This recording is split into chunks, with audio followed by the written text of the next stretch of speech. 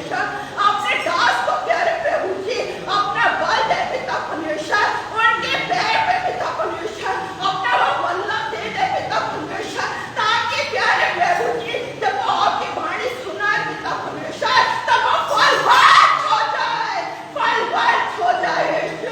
यीशु नाज़री ओ पिता परमेश्वर, आप ही हमारा सहारा है पिता परमेश्वर, हम किसी के आगे प्यारे प्रभु जी नहीं झुकने वाले पिता परमेश्वर। जब भी हमें कोई कष्ट कोई परेशानी आती है तो हम आपके ऊपर है पिता परमेश्वर अपने आस को लगाते हैं पिता परमेश्वर, आप उसको पूरा करते हैं पिता परमेश्वर। हम अपने सरों को पिता परमेश्वर आपके चरणों में झुकाते हैं प्यारे प्रभु जी, उसी से पिता परमेश्वर हमें हिम्मत और ताकत मिलती है, हिम्मत और ताकत मिलती है पिता परमेश्वर। इस वचन को पिता परमेश्वर पूरा पिता परमेश्वर हमारे हृदयों में पिता परमेश्वर, हृदय के हर एक तरफ में काटे और छाटे पिता परमेश्वर, छाटे प्यारे यीशु पिता परमेश्वर। मेरे सारी बहन भाइयों के साथ रहिए पिता परमेश्वर, सबके घरानों पे पिता परमेश्वर आपकी आशीष हो प्यारे प्रभु जी, किसी के घर में कोई कमी घटी ना हो पिता परमेश्वर, बल्कि आपका पाक रूप पिता परमेश्वर हर एक परिवार में पिता परमेश्वर होने वाला हो पिता परमेश्वर। मैं आपसे क्या मांगू, आप मांगने से बेहतर आप जानते हैं, मेरी छोटी सी विनती को सुने और कबूल करें, आपके पवित्र मीठे नाम में होके मांगती हूँ, आमीन आमीन आमीन। खुदा का शुक्र है। बैठिए आप लोग। आइए एक बार फिर से हम खुदावंद कलाम से पढ़ेंगे। निकाल लीजिए मरकुस रचित सुसमाचार उसका 12 बाब और 24 से 27 तक मैं आपके सामने पढ़ रहा हूँ। मरकुस 12, 24, 27 यहाँ इस प्रकार से लिखा हुआ है। खुदा कलाम हमसे बात करता है।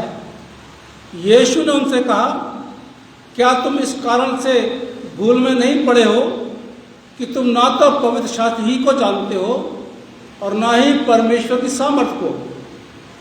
क्योंकि जब वे मरे हुए को मैं से जी उठेंगे तो वे ना विवाह करेंगे और ना विवाह में दिए जाएंगे, परंतु स्वर्ग में दूतों के समान होंगे।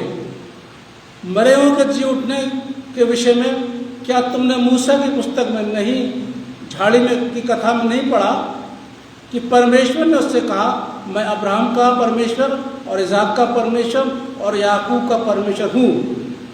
परमेश्वर मरे हुओं का नहीं वरन जीवितों का परमेश्वर है। अतः तुम बड़ी भूल में पड़े हो। खुदा अपने कलाम पर बरकत बख्शे। अजीजों, आज का जो विषय है वो है कयामत और शादी। कयामत समझते हैं? पुनरुत्थान और शादी। और इसका मुख्य पद है लूका रचित सुसमाचार उसका 20 बाब पद 38।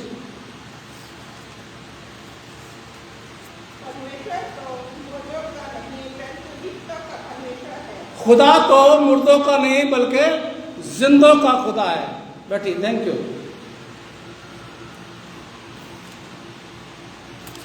ये जो घटना अभी मैं बयान करूंगा आपके सामने, ये उस समय की है जब मेनलैंड चर्च से पैशन वीक होता है, यानी पाम संडे के बाद।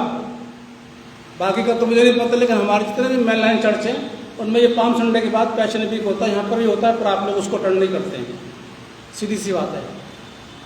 तो ये यीशु मसीह जब पैशन वीक में यरूशलेम में आते थे, रात को बैतनिया में जाते थे और दिन में वो यरूशलेम में आकर काम करते थे। तो ये जो घटना मैं इस समय बयान कर रहा हूँ, ये मंगलवार की है, मंगलवार की घटना है उस समय की। क्या हुआ कि कुछ शास्त्री और पुरनीय इन लोगों ने कुछ सवाल किए थे, यीशु मसीह से विवाद किया था, सवाल किए थे। मैं एक क्लियर कर दूं, फरीसी, महायाजक, शास्त्री, सदूकी और पुरनीय, ये पहले के थे। आज के फरीसी, महायाजक, बिशप, ठीक है, शास्त्री, डीएस, सदूकी, पादरी, और पूर्णिया चर्च के लोग आज के साथ ये है। इसलिए ये लोग बताते नहीं हैं, पर मुझे कोई परवाह नहीं है, बता देता हूँ। तो कुछ लूका 20 में आ जाइए जरा आप लोग, पहले लूका 20 में आइए। ऐसा हुआ कि यीशु मसीह सुसमाचार का प्रचार कर रहे थे हैकल में, और फिर कुछ सुनारक तो शास्त्री और पुरनी आ गए उनके पास। कारण क्या था उनका? पता कारण ये था कि उसकी यीशु मसीह की बात को हम पकड़ें, कोई कमजोरी को पकड़े और फिर इसको हम अधिकारियों को सौंप दें। अब ये लोग आ गए, अब ये क्या कहते हैं, ये बताओ यीशु मसीह, आप जो ये काम करते हो, यानी जो दुष्ट आत्माओं को निकालना, आश्रयक्रम करना और बीमारों को चंगा करना, ये जो काम यीशु मसीह कर रहे थे, उद्धार का सुसमाचार का प्रचार करना, गुनहगारों को बचाने की बात करना, ये जो यीशु मसीह काम कर रहे थे, उनके लिए ये लोग बोलते हैं, ये बताइए आपको किसने अधिकार दिया? किसने आपको बोला कि ये काम करिए? सीधी सी बात है, यीशु मसीह सीधा जवाब दे देते? नहीं, सीधा जवाब नहीं दिया, क्योंकि उनको पता है कि ये चालाकी कर रहे हैं मेरे साथ। यीशु मसीह ने बोला, अच्छा एक बात सुनो, तुम लोग ये बताओ पहले कि यूहन्ना का बपतिस्मा आसमान स्वर्ग से हुआ था या इंसानों से हुआ था? अब कुल बुला रहे हैं आप। अरे सुनो भाई, अगर हमने कह दिया आसमान से हुआ था तो ये बोलेगा तुम उस पर यकीन क्यों नहीं करते हो? और हमने कह दिया इंसानों से हुआ था तो इंसान हमें पथराव करके मार देंगे, क्योंकि यूहन्ना को इंसान लोग नबी समझते थे। दोनों बातें इनके दोनों बातें इनके फेवर में नहीं जाती, दोनों जवाब इनके फेवर में नहीं जाते। सलाह कर रहे हैं ये, आज ही बहुत सलाहकार मिल जाएंगे आपस में। हमें नहीं पता कि किससे हुआ था बपतिस्मा। यीशु मसीह कहता मैं भी नहीं बताता तुमको कि मुझे किसने अधिकार दिया। बात खत्म हुई है। फिर आगे वो दुष्ट किसानों का वर्णन आ गया, ठीक है। उसके बाद में फिर 19 पद में फिर एक सवाल और पूछते हैं। ये लोग क्या करते हैं, ये कुछ लोगों को भेज देते हैं धर्म का वेश धारण करके। ये लोग यीशु मसीह की चापलूसी करते हैं। कैसे बोलते हैं, आप बहुत अच्छे हैं, आप खुदा के कलाम को अच्छी तरह सुनाते हैं, आप अच्छी बातें बताते हैं। अच्छा, आप अब यीशु मसीह को तो थोड़ा सा हो जाना चाहिए था, है ना। जैसे आजकल के बहुत से पादरी हो जाते हैं, तो थोड़ा तारीफ कर दीजिए, फिर हो जाते, फिर अपने आप को समझते वो। कह रहे गुरु ये बताओ आप कैसर को कर देना चाहिए या नहीं? अब समझिए इसको आप, इस सवाल बहुत कठिन था यीशु मसीह के लिए। अगर यीशु मसीह ये कहते कि कैसर को कर मत दो तो गवर्नमेंट के खिलाफ चले जाते हैं। तो भाई टैक्स देने के लिए मना कर रहे हैं आप, गवर्नमेंट उनके ऊपर केस कर सकती थी, भाई आप टैक्स देने के लिए लोगों को मना कर रहे हैं, जबकि लोग टैक्स दे रहे हैं। अगर वो ये कहते कि टैक्स देना चाहिए तो लोगों की नजरों में जो चुंगी लेते थे वो गुनहगार थे, बुरे थे, तो लोग कहते अच्छा आप उनका सपोर्ट कर रहे हैं। यानी दोनों जवाब में यीशु मसीह को बीच में मुश्किल हो जाती है उनके लिए। उन्होंने क्या बोला, एक दिनार लाओ। दिनार का मतलब सिक्का। दिखाया दूर से, देखो भाई क्या है, इस पे किसकी तस्वीर बनी है और किसका नाम लिखा है। लोगों ने बोला कैसर का। यीशु मसीह कहते हैं जो कैसर का है वो कैसर को दे दो, और जो खुदा का है वो खुदा को दे दो। कितनी आसानी से उन्होंने इसका सवाल का जवाब दे दिया। ना तो इधर बुरे बने और ना उधर बुरे बने। उसके बाद में अब आ जाइए 27 पद में। एक सवाल और किया था कि सबसे बड़ी आज्ञा कौन सी है, वो मरकुस 12 में मिलेगा आपको। सबसे बड़ी आज्ञा कौन सी है? तब यीशु मसीह ने सबसे बड़ी आज्ञा बता दी थी कि तो अपने प्रभु से, खुदा से अपने सारे मन, अपनी हर शक्ति से प्रेम करो, अपने पड़ोसी से अपने समान प्रेम करिए। दोनों बड़ी आज्ञा है, लेकिन लूका में दिया, मरकुस में दिया है। अब आ जाइए 27 पद में, जहां लिखा पुनरुत्थान और विवाह, यानी कयामत और शादी।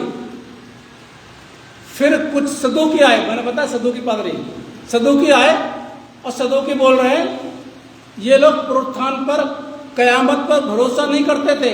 जी उठने पर इनका विश्वास सदूकियों का नहीं था, बिल्कुल लिखा हुआ बाइबल के अंदर।